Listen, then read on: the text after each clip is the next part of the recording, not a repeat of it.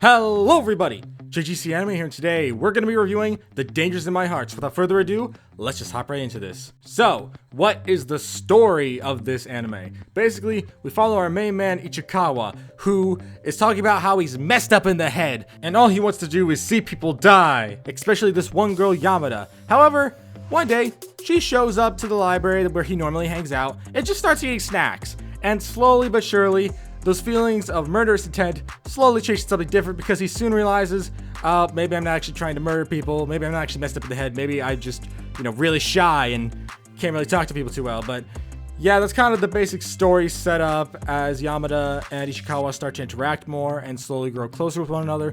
And yeah, that's all I have to say about the story, so we're just gonna have some spoiler-free thoughts. So in terms of spoiler-free thoughts, I actually really like this rom-com anime. Like, usually whenever I'm watching rom-coms, it's very rare for me to find one that I can legitimately say is just an all-time favorite of mine. Like, one of the few rare ones is Love is War, which I haven't reviewed, but I do love that show a lot, and I think it's really freaking good.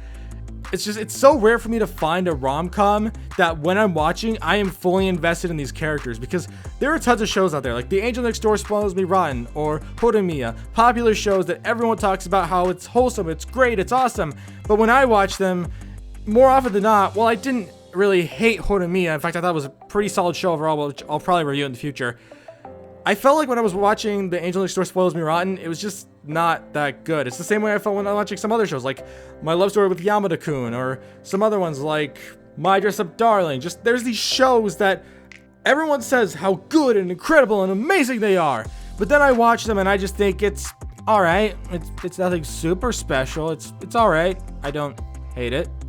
And that's just how I feel with most of these shows. But what's interesting about The Dangers in My Heart is that even after rewatching the show for this review, I was surprised at how strongly the first season holds up. In fact, when I watched it the first time, I loved it. I freaking loved the heck out of this show. It was just something I could not put down. I tuned in every single week. I'm just surprised I didn't film a review on it sooner, but it was just so good. And as of right now, at the time of this recording, the second season is releasing, and that means I'm probably watching it right now.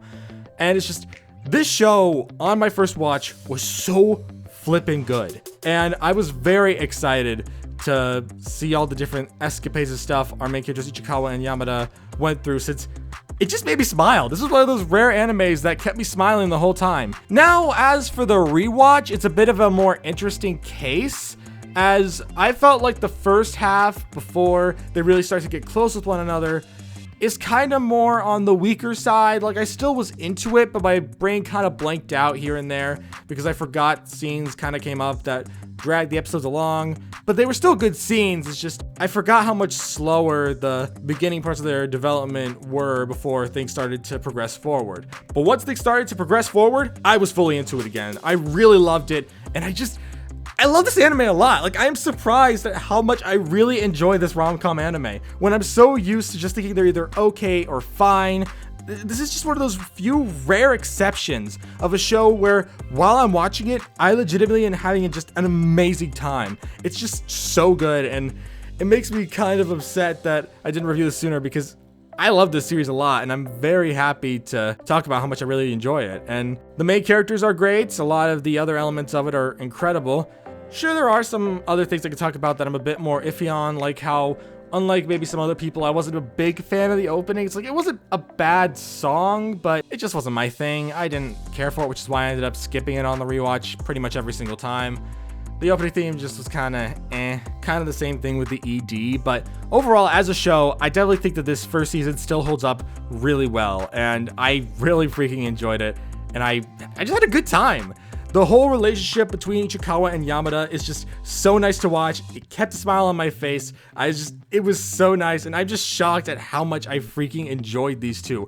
I can't explain why, just something about these two specifically. I never felt this way in watching other shows, like with Nagatoro. Nagatoro was another show that I never reviewed, but I did watch the first season and a bit of the second season, but I never really had that sense of like, oh, this is awesome. This is actually really wholesome. What the heck? It was just like, that's cool. Oh, that's kind of cute. Anyways, it's just, this is one of those few rare occurrences where I'm watching a TV show and I'm just smiling all the way through. I am just having such a good time. I'm enjoying it so flippin' much. And I love when shows could do that to me. I love when shows could just create a wholesome couple and just give them development, but not make me feel tired from watching it. And I think that is definitely helped by the fact that in a lot of these stories' cases, they don't always try to go with every single generic plot point. Do they cover a few of the normal type rom-com tropes? Yes, there are some things that I can talk about in the spoiler section if I feel like it. But more often than not, they'll try to make their own little twist on things, and I feel like the developments that are happening between Ichikawa and Yamada are paced in a very nice way. I really appreciate how the characters develop over time, and how we don't deal with too many of the same simple tropes that you see in every single anime ever, where it's just like, oh man, check it out, guys, there's a festival going on that we could go to. Let's go to a festival, or something else like, oh my gosh, he ended up walking in on me changing, or something like that. Like those stupid tropes that you see in every single rom-com anime out there. Sure, they do a few tropes, but more often than not, they'll go in a direction that I actually kind of like, as it's not what you normally expect from a rom-com anime. And I'm very happy to say that this anime overall was really nice, and I really freaking enjoyed it. And yeah, that's all I can really say without spoiling anything, so we're just going into the spoiler section now. Here's the timestamps when the spoilers end. If you have seen the show, I recommend sticking around and hearing my thoughts, but if you haven't, you should skip to the end so you'll get any spoilers. But again, if you have seen it, I recommend sticking around and hearing my thoughts. So yeah, I'm going to count up from 5, and I'm going to enter the spoiler section. 5, 4, 3, 2, 1.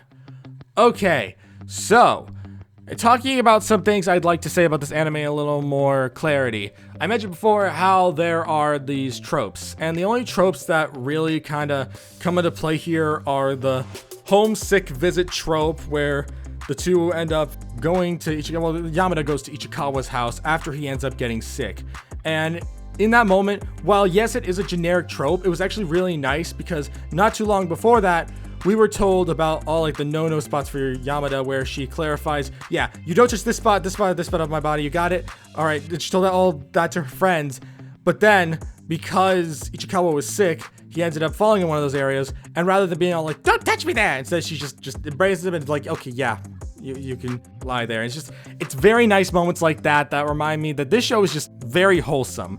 I just really enjoy how it's not one of those shows where the two characters will kind of be always super nervous around each other at all times, and clearly no one is really trying to make a move until the very end where they're like, oh yeah, we liked each other the whole time. It's just, I really appreciate moments like that where there's a bit of wholesomeness to it, but it's not like a kind of situation where it's like, oh my gosh, I accidentally fell onto your lap and now we're both blushing. It's like oh man, they didn't really have a choice to be in this situation. I guess this is fine. So like, it's just, I don't know why. Maybe I'm just kind of rambling here, but scenes like that, which normally are pretty generic, take their own little kind of spin on things, and I just really enjoy it. There's also some other examples as well, like how there's this shrine temple visit at the end of the season, which I wasn't too sure if I'd like or not. I was just like, okay, so just a visit to celebrate the new year.